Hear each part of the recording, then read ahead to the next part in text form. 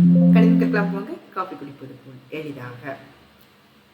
ரொம்ப நாள் இடைவெளிக்கு அப்புறம் ஒரு தொடர் ஆரம்பிக்க போகிறேன். இந்த தொடர் வந்து குரூப் 4 எக்ஸாம் ஜூன் 9 வந்து அதுக்கு தயாராகிட்டு இருக்கவங்க கிட்ட வீடியோ போட சொல்லி கேட்டதுனால இந்த தொடர் ஆரம்பிக்க போகிறேன். இதில் வந்து குரூப் 4ல் இருக்கிற சிலபஸில் கவர் பண்ணுறதுக்கும் அதில் ப்ரீவியஸ் இயர் கொஷின் போன வருஷ கொஷினை டிஸ்கஸ் பண்ணுறதுக்கும் இதை ஆரம்பிச்சிருக்கேன்.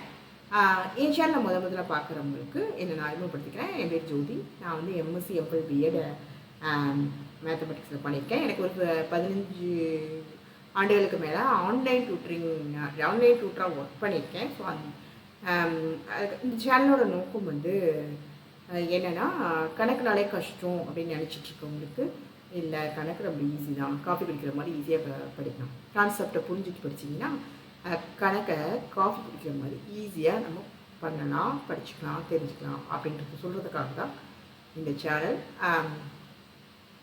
என் சேனலில் முதல்ல பார்க்குறவங்க வந்து உங்களுக்கு நீங்கள் ஒரு ஸ்டூடெண்ட்டாகவோ இல்லை போட்டித் தேர்வுக்கு தயாராகிறவங்களா இருந்தால் உங்களுக்கு பிடிச்சிருந்தா இதை நீங்கள் சப்ஸ்கிரைப் பண்ணிக்கலாம். இல்லை உங்களுக்கு தெரிந்த மாணவர்களுக்கு இதை பற்றி கொஞ்சம் சொல்லுங்கள். நிறைய பேர் இந்த சேனலால் பயனடைகிறது தான் சேனலோட நோக்கம். அப்புறம் பரீட்சைக்கு தயாராகிற எல்லாருக்கும் கணிதம் வித் காஃபியோட வாழ்த்துக்கள், ஆல் த பெஸ்ட். ஓகே, இப்போ நம்ம வீடியோக்குள்ளே போனோமா? இப்போ கூட ரொம்ப வெயிலாக இருக்குல்ல, இந்த வெயிலாக இருக்கப்போ நம்ம என்ன தேடுவோம்? ஒரு நிழல் இல்லையா? இப்போது போட்டித் தேர்வுக்கு தயாராகும், போட்டித் தேர்வுக்கு மட்டும் தயாராகுதில்ல, அவங்க பல வேலைகளுக்கு இடையில வந்து தான் அவங்க வந்து போட்டித் தேர்வுக்கு தயாராவாங்க. வீட்டில் வேலை பார்த்துக்கிட்டு, குழந்தைகளை பார்த்துக்கிட்டு, அதுக்கப்புறம் வேலைக்கும் போய்கிட்டு, அந்த மாதிரி தான் நிறைய பேர் தயார் பண்ணிகிட்ருக்காங்க. அவங்களுக்குலாம் வந்துட்டு வேலை, வீட்டு வேலை, அலுவலக வேலை, படிப்பு இத்தனைக்கு இடையிலையும் வந்து ஒரு ரிலாக்ஸ்டாக ஒரு வெயில் நேரத்தில் கொடைக்கு கீழே இருக்கக்கூடிய ஒரு ரிலாக்ஸேஷனை தரக்கூடியது தான் இந்த சேனல். இந்த தொடர் அந்த மாதிரி எளிமையாக கொஞ்சம் ஈஸியாக பார்த்தோன்னே எப்படி இருக்கும். நீங்கள் வந்து ரீல்ஸ் பார்க்குறீங்களா, கொஞ்சம் நேரம் உட்காந்து ஒரு பாட்டு கேட்குறீங்களா, அது மாதிரி ஒரு 2 to 10 minutes, 2 minutes உங்களோட டைமு, 2 to 10 minutes நீங்கள் வந்து இதை பார்த்தீங்கனாலே உங்களுக்கு மேத்ஸ் சாப்டரை நான் வந்து மேத்தில் இருக்கக்கூடிய அந்த சிலபஸ், மேத்தமெட்டிக்ஸ் சிலபஸை நான் கவர் பண்ணிடுவேன். கவர் பண்ண முயற்சி செய்கிறேன். அது நீங்கள் உங்களுக்கு இதை பார்த்தீங்கனாலே உங்களுக்கு பாதிக்கும் மேலே கான்செப்ட் கவர் ஆகிடும்.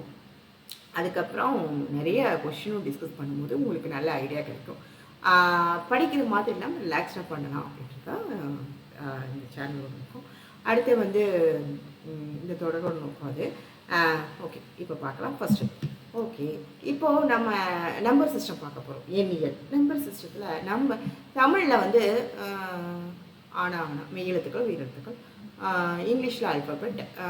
அப்போது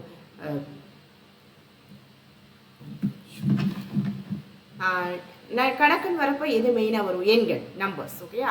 இப்போ இதில் எத்தனை பூ இருக்குன்னு என்னங்க? 1 2. எத்தனை பூ இருக்குது? என்ன பண்ணுவீங்க? ஆரம்பம் 1ன்னு ஆரம்பிப்பீங்க. 1 2 3. இதில் எத்தனை ஸ்மைலி இருக்குது? எதுலேருந்து ஆரம்பிக்கிறீங்க? 1 2 3 4. இந்த மாதிரி எண்ணுவதற்கு பயன்படக்கூடிய எண்கள் இயலெண்கள். எண்ணுவதற்கு நம்ம இதில் எத்தனைலேருந்து ஆரம்பிப்போம்?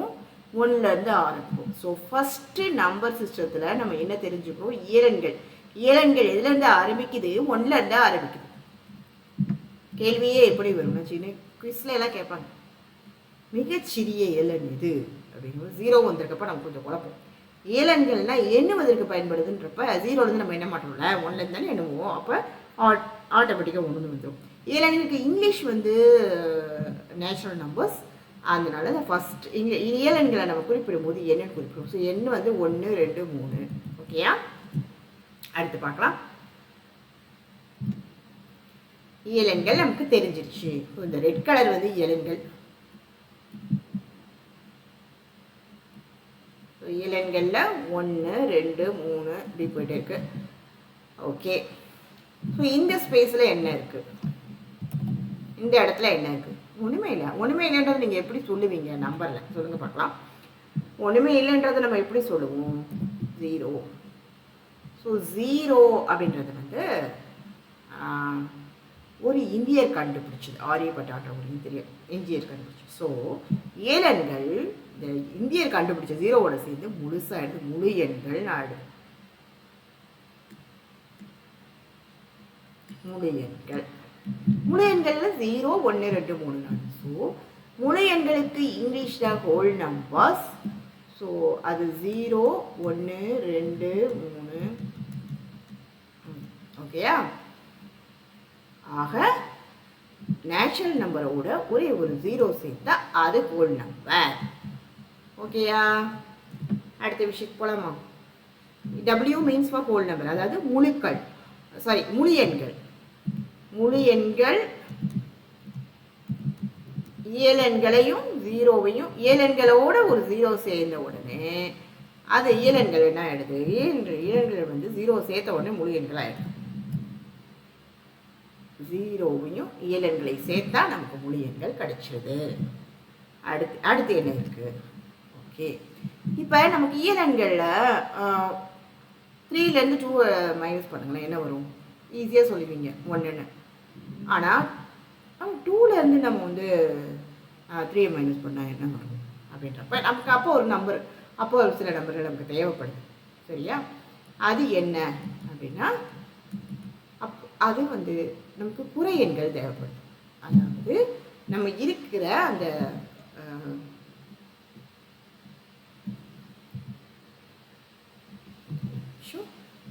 ஒரே ஒரு இயலெண்களில் இருக்கிற நம்பர்ஸ், இயலெண்களில் இருக்கிற நம்பர்ஸை முன்னாடி நெகட்டிவ் சைட் சேர்த்து அவை குறை எண்கள்.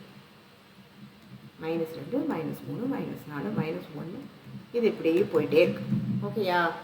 இப்போ இந்த இந்த குறை எண்களையும் இந்த மிகை எண்கள், இந்த குறை எண்களையும் மிகை எண்கள் ரெண்டையும் சேர்க்கும் போது அந்த 0, 3 இது எல்லாத்தையும் சேர்க்கும் போது அது என்னவாகுதுன்னா முழுக்கள் நிறைஞ்சி. அப்போ நிறைய எண்களை மிகை எண்களையும் குறை எண்களையும் சேர்க்கும் போது முழுக்களுக்கு வந்து இங்கிலீஷில் இசட் மென்ஷன் பண்ணுவோம். ஆனால் அது சொல்கிறது வந்து integers. Okay, integers. So Z எப்படி இருக்குது? -2, -1, 0, 1, 2, 3 இப்படி போயிட்டு. ஓகேயா? ஸோ இது பேர் என்ன? இண்டீஜர்ஸ். தமிழில் முழுக்கள். ஸோ இதில் வந்து முழுக்கள். ஸோ இந்த முழுக்களில் என்னென்ன அடங்கியிருக்கு? குறை எண்கள், மிகை எண்கள். அப்போ அது இயலெண்கள். குறை எண்கள்னா மைனஸ் சைனோட வருது. இயலெண்களுக்கு வந்து அந்த பாசிட்டிவ் சைனோட இருக்கு இல்லையா? அது வந்து முழு எண்கள். சாரி, அது இது குறை மிகை எண்கள் குறை எண்கள் 0 எல்லாத்தையும் சேர்த்தா அது வந்து முழுக்கள். அதை நான் நம்பர் லைனில் குறிக்கிறேன். நம்பர் லைனில் 2 பக்கம் இப்படி இந்த ஏரோ மார்க் போட்டுனா என்ன அர்த்தம்னா 2 பக்கம் போயிட்டே இருக்கும்.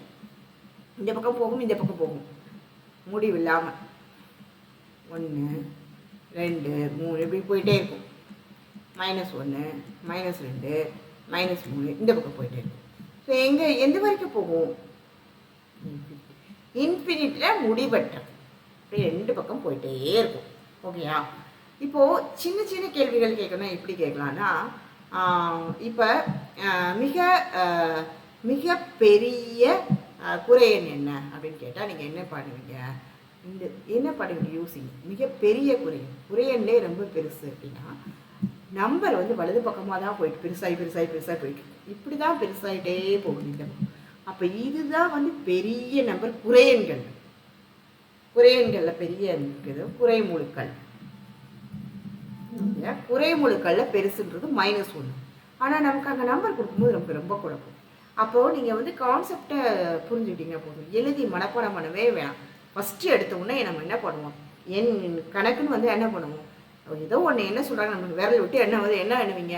1, 2, 3 அப்படி தான் ஆரம்பிப்பீங்க. ஸோ என்றதுக்கு பயன்படுறது இயலன். அப்போது அது எதில் ஆரம்பிக்குது? 1ல் ஆரம்பிக்குது. அது கூட ஒரு 0 சேர்த்திங்கன்னா அது என்ன?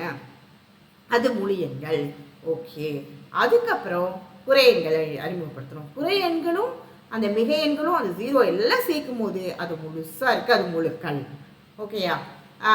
இப்போ உங்களுக்கு டவுட் வராது. இந்த மாதிரி நீங்கள் ஆர்டராக பார்த்துக்கிட்டிங்கன்னா போதும். ரொம்ப டீப்பாக உட்காந்து படித்து அட்டவணை எழுதி மனப்பாடமெல்லாம் பண்ணலாம். பார்த்தீங்கனாலே உங்களுக்கு புரிஞ்சிடும். அவ்வளோதான். முழுக்கள். இப்போ இதில் இப்போ கேள்விகள் இப்படி தான் வரலாம். இயலெண்களில் சின்னது எது? 1. முழுக்கல்ல பெருசு குறை முழுக்கல்ல பெருசு இது. குறை முழுக்கல்ல பெருசு எதுன்னு கேட்டிங்கன்னா -1. ஏன்னா நெகட்டிவ் சைனில் வந்து இப்போது இப்படி கேட்கலாம். ஒரு ஒரு சின்ன விஷயம். இப்போது 2 பெருசா 3 பெருசான்னு கேட்டால் கண்ணை மூடிட்டு சொல்லுவீங்க 3 தான் பெருசு. ஆனால் -2 பெருசா -3 பெருசா அப்படின்னு கேட்டால் கொஞ்சம் யோசனை எது பெருசு அப்படின்னு சொல்லிட்டு ஆக்சுவலாக நீங்கள் வந்து இந்த பக்கம் தான் வலது கை பக்கம் தான் பெருசாகிட்டே போகுது. 0க்கு இந்த பக்கம் இருக்கிறதுல சிறுசு. அப்போது இந்த பக்கம் போக போக போக சிறுசாகுது. அப்போ எது சிறுசு? சிறுசு வந்து -3. இதுதான் பெருசு நெகட்டிவை பொறுத்தவரை. ஓகேயா? நெகட்டிவை பொறுத்தவரைக்கும் எது சின்ன நம்பர் நெகட்டிவ் சைனோட வரும்போது சின்ன நம்பர் தான் பெருசாகிடுது. ஏன்னா அதுதான் வந்து வலது பக்கம் இருக்க நம்பர் தான் இடது பக்கம் நம்பர். நம்பர் லைனில் வலது பக்கமாக இருக்க நம்பர் இடது பக்கமாக இருக்க நம்பரை விட பெருசு. அப்படி இருக்கும்போது -2 வந்து -3க்கு வலதாக இருக்குது. ஸோ -2 தான் பெருசு. புரிஞ்சிச்சா? இந்த மாதிரி இதெல்லாம் வந்து குழப்பம் வராமல் நீங்கள் பார்த்துக்கணுன்னா ஒரு தடவைக்கு சும்மா இந்த வீடியோவை திருப்பி பாருங்கள். அவ்வளோதான். இது ஐடியாவை மட்டும் நீங்கள் புரிஞ்சுக்கிட்டிங்கன்னா உங்களுக்கு கன்ஃபியூஷன் வராது. ஓகேயா? அடுத்து இப்போ ஒரு எக்ஸாம்பிள் வந்து 1 2 3 அப்படின்னு கொடுத்துட்டு இது எந்த நம்பர் செட்டுன்னு கேட்டேன். இது வந்து எந்த நம்பரில் வருது அப்படின்னு கேட்டால் இது இயலெண்கள் தான். இது 1லேருந்து ஆரம்பிக்கும் போது இயலெண்கள் தான். ஓகேயா? ஆனால் இயலெண்கள் வந்து 0 சேர்க்கும் போது அது முழு எண் ஆயிடுது. குறை எண்களை சேர்க்கும் போது அது வந்து முழுக்கள் ஆயிடுது. அப்போ எல்லாம் சேர்த்து வந்து முழுக்கள். ஓகே, இது மட்டும்தானா இவ்வளோதானா அப்படின்னா இன்னும் நம்பர்ஸ் இருக்குது.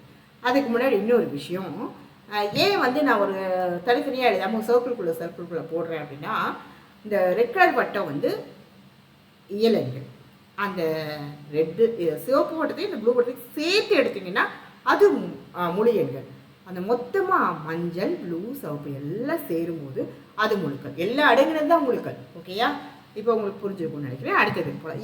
ஏதாவது உங்களுக்கு எந்த டவுட் இருந்தாலும் நீங்கள் வந்து கமெண்ட் பாக்ஸில் கேளுங்க. நான் உங்கள் டவுட்டுக்கு அடுத்து உடனே வீடியோ போடுறேன். ஓகேயா? இப்போ நமக்கு இயலெண்கள் தெரியும். ஸோ இது வரைக்கும் இருக்கிற எண்கள் எல்லாம் திருப்பி ஒரு தடவை எழுதிடுவோம். அதுக்கப்புறம் இனி புது எண்ணம் ஒன்று அறிமுகப்படுத்துகிறேன். இயலெண்கள் வந்து 1 2 3 அப்படின்னு போகுது. அது கூட நம்ம 0 மட்டும் சேர்க்கும் போது அது முழு எண்கள் ஆகிடுது. அப்புறம் அந்த குறை எண்கள் -2 -3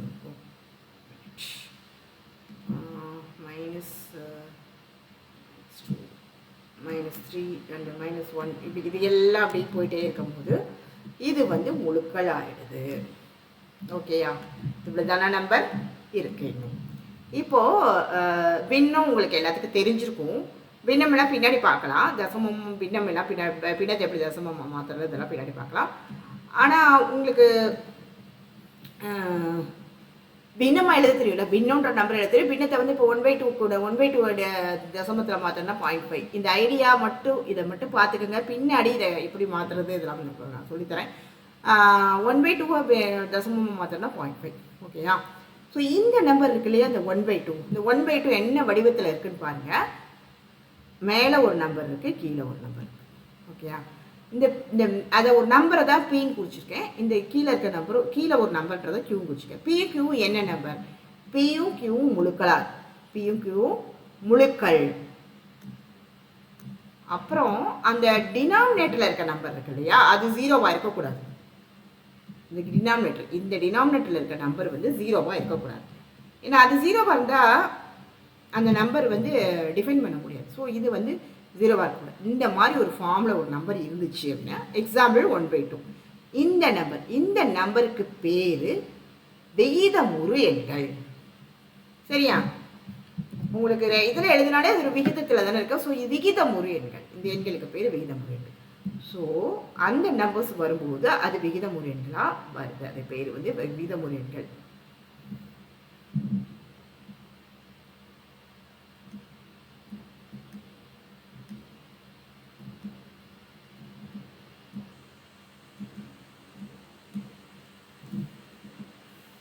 ஓகேயா?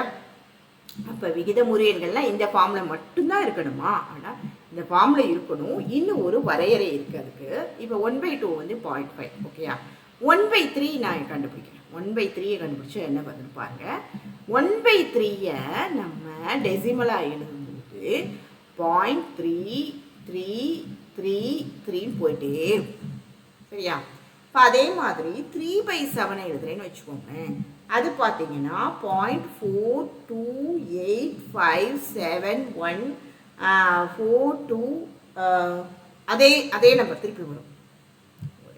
இது கொஞ்சம் நீளமாக போயிட்டுருக்கு. ஸோ சாரி,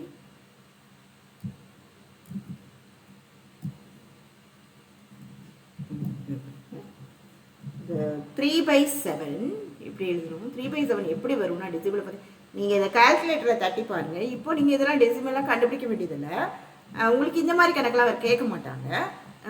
571 42857 இந்த 71 கூட நிற்காது, அப்படியே போயிட்டே இருக்கும். இந்த நம்பர் இந்த மாதிரி இப்போ இதை பாருங்கள். ஒரு பின்னத்தை டெசிமலாக மாற்றும் போது எத்தனை மைலில் வருது? ஒன்றே இப்படி 0.51 நின்றுது. அதே மாதிரி 1/4 என்ன வேணும்? 1/4 0.25. Okay, 0.25 and 1/5 equal to 0.2. அப்படி ஸ்டாப் ஆயிடுது. அதுக்கு மேலே உங்களுக்கு நகலாது. இல்லைன்னா என்ன ஆகும்னா இந்த மாதிரி ரிப்பீட்டடாக வரும். திருப்பி திருப்பி வந்த நம்பரே வரும். இந்த மாதிரி வந்தால் அதுக்கு பேர் விகிதமுறு எண்கள். ஓகேயா? இந்த மாதிரி வந்தால் அதுக்கு பேர் விகிதமுறு எண்கள். அடுத்து இவ்வளோதான் நம்பரா அப்படின்னு கேட்டால் இல்லை, இதுக்கும் அப்புறமும் நம்பர்கள் இருக்குது. இது எப்படி அது என்ன கேட்குறப்ப ஆக இது வரைக்கும் இயலெண்கள், முழு எண்கள், முழுக்கள், விகிதமுறு எண்கள் பார்க்கணும். விகிதமுறு எண்களில் இப்போ இன்னொரு விஷயம். இப்போ இந்த இயலெண்ணு எடுத்துக்கோங்களேன். 3 விகிதமுறு எண்ணுன்னு சொல்ல முடியுமா அப்படின்னு கேட்கணும். ஒரு கேள்வி. சொல்ல முடியும். ஏன்னா 3 நம்ம எப்படி எழுதலாம்? 3/1 எழுதலாமா? ஏன்னா அந்த 1 வந்து டினாமினேட்டர் போடுறப்ப ஒரு அதனால வந்து ஒரு இது தப்பு இல்லை. அது வந்து வேல்யூ மாற போகிறது. 3ஓட வேல்யூ 3/1 3 ஈக்குவல். அதனால இப்படி எழுதணும். அதனால இப்போ இது வந்து என்ன ஃபார்மில் இருக்குது? P/Qன்ற வடிவத்தில் வந்துருச்சு. அதனால் P/Qன்ற வடிவத்தில் வந்திருக்கு. P/Q அண்ட் அதை நீங்கள் இதை டிவைட் பண்ணிங்கன்னா என்ன வரும்? 3ன்னு வரும். ஸோ அது அப்படியே ஸ்டாப் ஆகிருக்கு. டெசிமலே இல்லை அதில். ஸோ ஒன்று இந்த தசமஸ்தானத்தில் வர்றது வந்து திருப்பி வரும், இல்லாட்டி அப்படி ஸ்டாப் ஆகி நிற்கும். அப்படி இருந்தால் அதுக்கு பேர் விகிதமுறு எண்கள். பி இந்த நம்பர் செட்டை வந்து நம்ம பின்னு சொல்லலாம். ஓகேயா? விகிதமுறு எண்கள். இப்போ பின்றது விகிதமுறு எண்களை குறிக்குது. Rational numbers. ஓகே, இங்கிலீஷில் ரேஷனல் நம்பர்ஸ். ஓகே, அடுத்து பார்க்கலாம். இன்னும் என்ன நம்பர் இருக்குது? இந்த கால்குலேட்டரில் நான் வந்து √2க்கு வேல்யூ கண்டுபிடிச்சி அதை வந்து ஸ்க்ரீன்ஷாட் எடுத்து போட்டிருக்கேன். அதில் வேல்யூ பாருங்களேன். அந்த நம்பர் எப்படி போகுதுன்னு மட்டும் பாருங்கள். 41421. ஓகேயா? 3562373. இந்த நம்பர் ஏதாவது ஒரு ஆர்டரில் வந்திருக்கா? இப்போ இங்கே பார்த்தீங்கன்னா ஒரு பேட்டர்ன் இருந்துச்சு, இல்லைன்னா ஸ்டாப் ஆயிடுச்சு. ஒரு பேட்டர்ன்லேயே போகுது. 333 போயிட்டு இருக்கு. அப்புறம் 428571 4285 ஒரு பேட்டர்ன் இருக்கு இல்லையா? இந்த நம்பர்ஸ், இந்த செட் ஆஃப் நம்பர்ஸ் வந்து ரிப்பீட் ஆகுது. இந்த செட் ஆஃப் நம்பர்ஸ் வந்து ரிப்பீட் ஆகுது. இதில் வந்து பாயிண்ட் இதை எப்படி எழுதுவாங்கன்னா, அந்த ரிப்பீட் ஆகுறதுக்கு இந்த 0.428571 மேலே ஒரு பார் போட்டுருவாங்க. அப்படின்னா என்ன அர்த்தம்னா இதே தான் திரும்பி போகுதுன்னு அர்த்தம். அதே மாதிரி 1/3 நம்ம எப்படி எழுதலாம்னா 0.3 அப்படின்னு போட்டு மேலே பவர் போட்டுருவோம். இந்த 3 ரிப்பீட் ஆகிட்டே இருக்கும். 3 திருப்பி அதான் வரப்போகுது. அதனால் இதில் வந்து இல்லைன்னா இந்த மாதிரி ஸ்டாப் ஆகிடும். ஓகேயா? ஆனால் இதில் பார்த்தீங்கன்னா அந்த நம்பர் ஸ்டாப்பும் ஆகாது, ரிப்பீட்டடாகவும் வராது. அது மாதிரி ஒரு எந்த சம்மந்தம் இல்லாமல் போயிட்டே இருக்கும். இந்த மாதிரி இருக்கிற நம்பர்களுக்கு பேர் வந்து விகிதமுறு எண்கள்.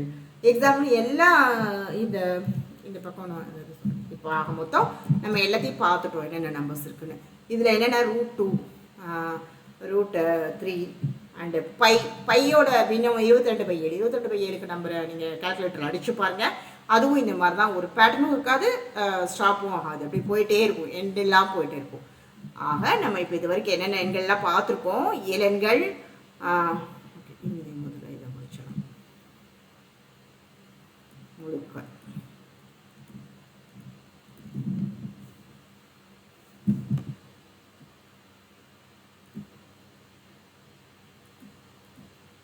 இயல் எண்கள், அப்புறம் இது முழு எண்கள், இது விகிதமுறு எண்கள்.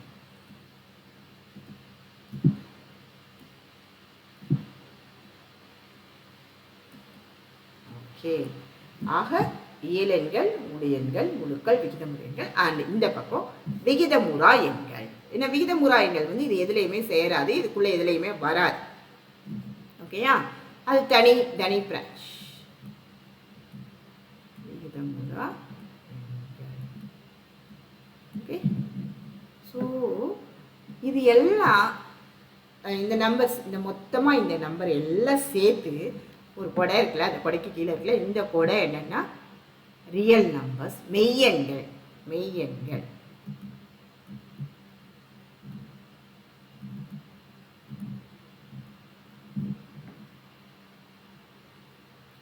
இதை இங்கிலீஷில் ரியல் நம்பர்ஸ்னால ஆர். ஸோ இந்த ஆர் அப்படிங்கிறது என்னென்னா மைனஸ் இன்ஃபினிட்டில் ஆரம்பிச்சு இப்படி போயிட்டே இருக்குது. -2, -1, 0, 1, 2 இப்படி போகுது. ஓகேயா, இதில் தான் இந்த இன்ஃபினிட்டி வரைக்கும் போயிட்டுருக்கு. இந்த நம்பர் லைன் வந்து இன்ஃபினிட்டி டு இன்ஃபினிட்டி. இங்கே 0 0 சென்டரில் -1 1, அப்புறம் இங்கே 2 இதுதான் வந்து ரியல் எண்கள். இதில் எங்கெங்க அந்த விகிதமுறு எண்கள் இருக்குது அப்படின்னு கேட்டிங்கன்னா, இதுக்கு இடையில என்ன நம்பர் இருக்கும்? 1 and 2. சரி, 0க்கும் இடையில என்ன? 0.25, 0.5. 0.25ங்கிறது என்ன? 0.25ங்கிறது 1/4. 0.5ங்கிறது 1/2. ஓகேயா, அப்போ மெய்யெண்கள் இந்த லெஃப்ட் சைடு இருக்கிறத கவர் பண்ணுறதோட இந்த நம்பர், ஏன்னா இங்கேயும் வந்து இந்த 0.11 அந்த மாதிரி இருக்கு இல்லையா, இந்த எண்கள் டெசிமல் எழுதுகிறப்ப அது இதுக்குள்ளே வருது. ஓகேயா, ஆக மெய்யெண்கள் அப்படின்னா இயலெண்கள், முழு எண்கள், முழுக்கள், விகிதமுறு எண்கள், விகிதமுறா எண்கள் எல்லாத்தையும் சேர்த்தது. ஆக என்னென்ன எண்கள் இருக்குது இங்கே விகிதமுறா எண்கள்? கொஞ்சம் டெக்னாலஜி டிஜிட்டல் பென் கொஞ்சம் இதாக இருக்குது. ஓகே, இவ்வளோ தான். இது வந்து தான் வந்து பேசிக்காக நம்பர் சிஸ்டத்தில் கற்றுக்க வேண்டியது. பேசிக் அப்படின்றதும் ரொம்ப முக்கியம். ஏன்னா இந்த விஷயங்கள் இருந்தால் பின்னாடி உங்களுக்கு வந்து அந்த பகா எண், பகு எண், பகா எண் பற்றி தெரிஞ்சுக்கிறதுக்கு அடுத்த நம்பர்ஸ் பற்றி பார்க்குறதுக்கெலாம் வந்து ரொம்ப ரொம்ப ஈஸியாக இருக்கும். அவ்வளோ. இது வந்து இது வரைக்கும் ஏதாவது இதில் இதோட எண்கள் பற்றின இது முடிஞ்சிச்சு. அடுத்த வீடியோவில் ஒரு கணக்கை பார்க்கலாம். இதில் உங்களுக்கு எந்த சந்தேகம் இருந்தாலும் கமெண்ட் பாக்ஸில் கமெண்ட் பண்ணுங்கள்.